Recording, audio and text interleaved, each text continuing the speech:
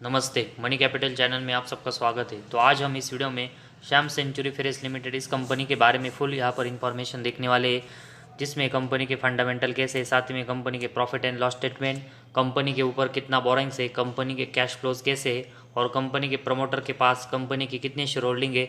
इन सब के बारे में हम इस वीडियो में फुल इन्फॉर्मेशन देखेंगे ताकि हमें पता चल सके कि कंपनी किस तरह का परफॉर्मेंस आने वाले दिनों में करेगी और हमें इस कंपनी में कितनी इन्वेस्टमेंट करनी चाहिए। तो कंपनी के रिलेटेड जो इंपॉर्टेंट पॉइंट्स है उसमें सबसे पहले हम कंपनी का जो बिजनेस है उसके बारे में इंफॉर्मेशन देखते हैं। तो कंपनी का मेनली बिजनेस देखेंगे तो मैन्युफैक्चरिंग ऑफ फेरस अलॉयज, जिसमें कंपनी फेरो सिलिकॉन है, उसमें हमें यहाँ पर नॉर्थ ईस्टर्न इंडिया में काम करते हुए देखने को मिली है। तो माइनिंग से रिलेटेड जो प्रोडक्ट है उसमें कंपनी यहाँ पर काम कर रही है, जिसकी बहुत सारी जो बिजनेस है उसमें ज़रूरत होती है।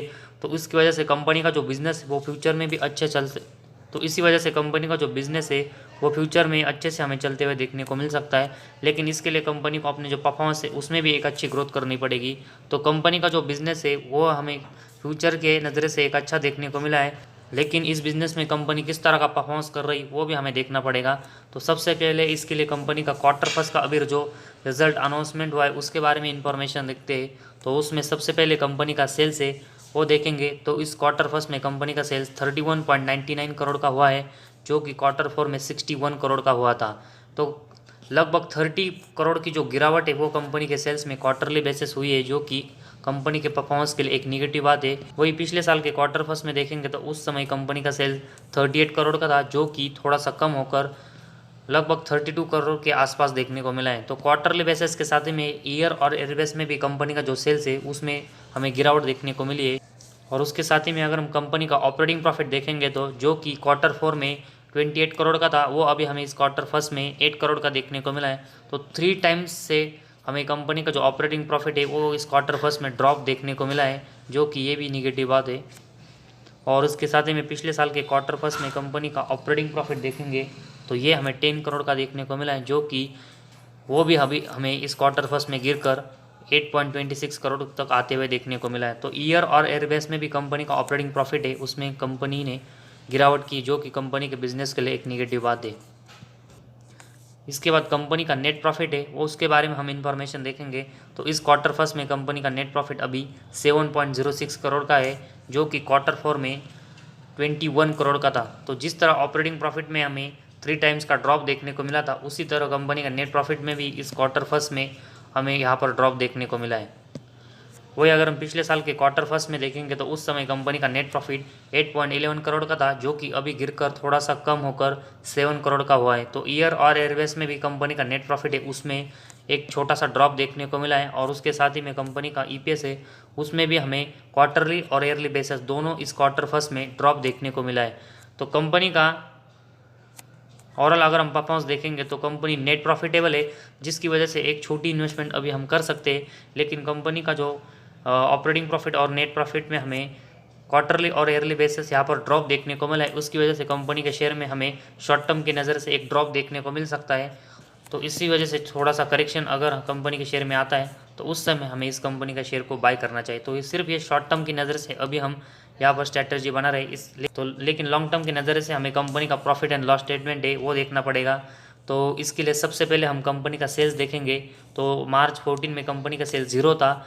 इसके बाद कंपनी का सेल्स 116, 114, 91 करोड़, 120, 124, 133, 87, 128 और मार्च 22 में 207 करोड़ का देखने को मिला था। तो पिछले 3 साल में अगर हम देखेंगे तो कंपनी का जो सेल्स है उसमें एक अच्छी ग्रोथ कंपनी ने की है, लेकिन ओवरऑल कंपनी का जो सेल्स है वो हमें बहुत थोड़ा सा ऊपर नीचे होते हुए देखने को मिला है। तो इसी वजह से कंपनी के परफॉर्मेंस भी थोड़े से ऊपर नीचे होते हुए देखने को मिल सकते हैं। कंपनी के सेल्स है उसके कंपैरेटिवली कंपनी का एक्सपेंस देखेंगे तो मैक्सिमम टाइम हमें कंपनी का एक्सपेंस है वो सेल्स के कंपैरेटिवली कम देखने को मिला है। और इसी वजह से कंपनी अपना जो ऑपरेटिंग प्रॉफिट है वो कंटिन्यूस प्लस में जनरेट कर रही है, जो कि कंपनी के परफॉर्मेंस के लिए बहुत ही पॉजिटिव साइन है। और अगर हम पिछले 3 साल में देखेंगे तो कंपनी का जो नेट प्रॉफिट ऑपरेटिंग प्रॉफिट है उसमें कंपनी कंटिन्यूस ग्रोथ कर रही है, जो कि कंपनी के बिजनेस के लिए एक पॉजिटिव पॉइंट है। और उसके साथ ही में कंपनी का ऑपरेटिंग प्रॉफिट मार्जिन है वो भी कंपनी का पिछले 3 साल में कंटिन्यूस यहाँ पर ग्रोथ कर रहा है। और कंटिन्यूस कंपनी का ऑपरेटिंग प्रॉफिट हर साल यहाँ पर पॉजिटिव में देखने को मिला, जो कि कंपनी के बिजनेस के लिए एक पॉजिटिव पॉइंट है। और इसके बाद कंपनी का नेट प्रॉफिट है उसके बारे में देखेंगे तो मार्च 14 में कंपनी का नेट प्रॉफिट 0 था, इसके बाद 5 करोड़, 1 करोड़, 5 करोड़, 10 करोड़, 10 करोड़, इसके बाद 0 हमें कंपनी का नेट प्रॉफिट देखने को मिला था। तो पहले अगर हम 6-7 साल देखेंगे तो कंपनी का नेट प्रॉफिट प्लस और माइनस में देखने को मिला था।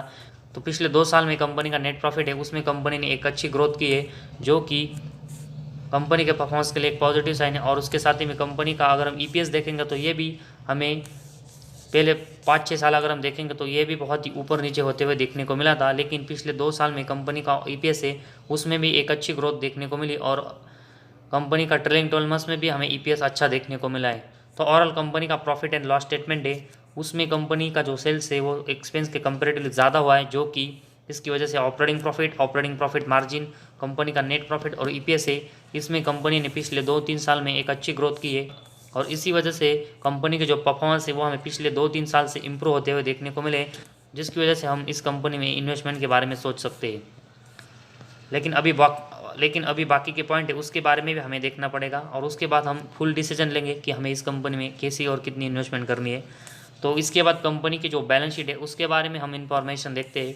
तो इसमें सबसे पहले कंपनी का जो रिजर्व है वो देखेंगे तो मार्च 22 में कंपनी का रिजर्व 153 करोड़ का है। और अगर हम पिछले 4-5 साल से देखेंगे तो कंपनी अपना जो रिजर्व है उसकी ग्रोथ कंटिन्यूस कर रही है, और कंपनी का जो रिजर्व है वह कंटिन्यूस बढ़ रहा है, जिसकी वजह से कंपनी के बिजनेस के लिए ये भी पॉजिटिव साइन है।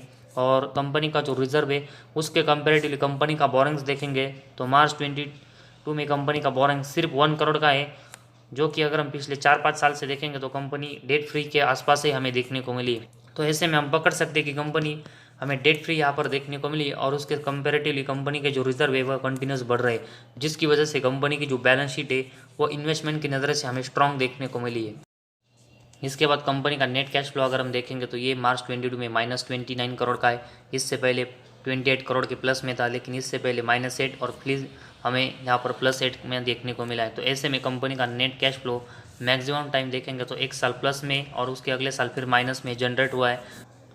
तो कंपनी का नेट कैश फ्लो अनस्टेबल है, इसके लिए कंपनी को अपना जो नेट कैश फ्लो आने वाले दिनों में यहाँ पर स्टेबल और प्लस में जनरेट करना पड़ेगा, ताकि कंपनी की एक अच्छी ग्रोथ हो। इसके बाद कंपनी के डेप्टर डेज के बारे में देखेंगे इन्फॉर्मेशन। तो मार्च 22 में कंपनी के डेप्टर डेज मार्च 21 के कंपेरेटिवली थोड़े से बढ़ते हुए देखने को मिले, लेकिन अभी भी कंपनी के डेप्टर डेज जो 100 के नीचे है वो कंपनी के परफॉर्मेंस के लिए एक पॉजिटिव साइन है। इसके बाद इन्वेंटरी डेज देखेंगे तो मार्च 22 में 178 है, जो कि मार्च 21 में 143 थे और मार्च 20 में 189 थे। तो कंपनी के जो इन्वेंट्रीज है वो पिछले अगर हम 4 साल में देखेंगे तो कंटिन्यूस 150 के ऊपर है। तो कंपनी अपना जो इन्वेंट्रीज है वो कम करने की कोशिश ज़रूर कर रही है, लेकिन इसको कंपनी को आने वाले साल में और यहाँ से कम करना पड़ेगा, ताकि कंपनी की एक डिसेंट ग्रोथ हो। इसके बाद कंपनी का शेयर होल्डिंग पैटर्न अगर हम देखेंगे तो इसमें प्रमोटर के पास 51.88% की हिस्सेदारी है, जो कि दिसंबर 21 के बाद थोड़ी सी कम हुई है। इसके बाद एफआईज की जो हिस्सेदारी है वो यहाँ पर पिछले 3 क्वार्टर्स में बढ़ी है, जो कि 0.23 जून 22 में हुई है। और पब्लिक के पास इस कंपनी की 47.89% की हिस्सेदारी है, जो कि दिसंबर 21 में 45% की थी। तो कंपनी के जो शेयर होल्डिंग पैटर्न है उसमें प्रमोटर के पास हमें एक ठीक ठाक हिस्सेदारी देखने को मिली, और एफआईज भी थोड़ी सी इस कंपनी में हिस्सेदारी बढ़ाते हुए देखने को मिले। तो ठीक ठाक कंपनी के शेयर होल्डिंग पैटर्न हमें यहाँ पर देखने को मिला है। तो ओवरऑल अगर हम कंपनी का परफॉर्मेंस देखेंगे तो इसमें क्वार्टरली बेसिस कंपनी के नेट प्रॉफिट और ईपीएस में थोड़ी सी गिरावट देखने को मिली, और उसके साथ ही में कंपनी का प्रॉफिट एंड लॉस स्टेटमेंट है उसमें कंपनी ने पिछले 3 साल में बहुत ही अच्छी ग्रोथ की है। तो ऐसे में पिछले 2-3 साल में कंपनी ने जो ग्रोथ की उसकी वजह से कंपनी के जो परफॉर्मेंस है वो स्टेबल हुए, और साथ ही में कंपनी डेट फ्री है और कंपनी के रिजर्व है वो कंटिन्यूस बढ़ रहे, और उसके साथ ही में कंपनी का जो डेप्टर डेज है वो हुए 100 के नीचे। तो ऐसे में तो इसीलिए कंपनी के परफॉर्मेंस के लिए पॉजिटिव साइन है। लेकिन अगर हम कंपनी का कैश फ्लोज देखेंगे तो ये थोड़ा सा अनस्टेबल है। तो इसी के साथ ही में कंपनी ने पिछले सिर्फ 3 साल में जो यहाँ पर नेट प्रॉफिट है वो यहाँ पर स्टेबल और कांस्टेंट जनरेट किए। तो इसी वजह से एक छोटी इन्वेस्टमेंट के बारे में अभी हम इस कंपनी में सोच सकते हैं, और जैसे जैसे कंपनी अपना जो नेट प्रॉफिट है वो कंटिन्यूस यहाँ पर बढ़ाते हुए देखने को मिलेगी, और वैसे हम इस कंपनी में आने वाले दिनों में यहाँ पर इन्वेस्टमेंट बढ़ेंगे। लेकिन फिलहाल अभी ज़्यादा इन्वेस्टमेंट करना इस कंपनी में रिस्की क्यों हो सकता है, क्योंकि कंपनी के सिर्फ 2-3 साल में परफॉर्मेंस कंटिन्यूस ऊपर गए, लेकिन आने वाले साल में अगर कंपनी के परफॉर्मेंस और नेट प्रॉफिट में एक बड़ा ड्रॉप हमें देखने को मिलता है तो कंपनी का जो शेयर है उसमें भी बड़ा डाउनफॉल होते हुए देखने को मिलेगा। तो इसी वजह से कंपनी जो यहाँ पर नेट प्रॉफिटेबल है और कंपनी पिछले 3 साल में नेट प्रॉफिट अच्छा जनरेट करे, उसकी वजह से हम 1000 रुपीज़ से 2000 रुपीज़ की इन्वेस्टमेंट अभी हम इस कंपनी में कर सकते हैं। और अगर कंपनी ने कांस्टेंट यहाँ पर अच्छी ग्रोथ की तो ज़रूर हम इस कंपनी में आने वाले दिनों में और इन्वेस्टमेंट बढ़ाएंगे। तो आज हमारे इस वीडियो में बस इतना ही। अगर आपको हमारा वीडियो पसंद आया तो इस चैनल को ज़रूर सब्सक्राइब कीजिए।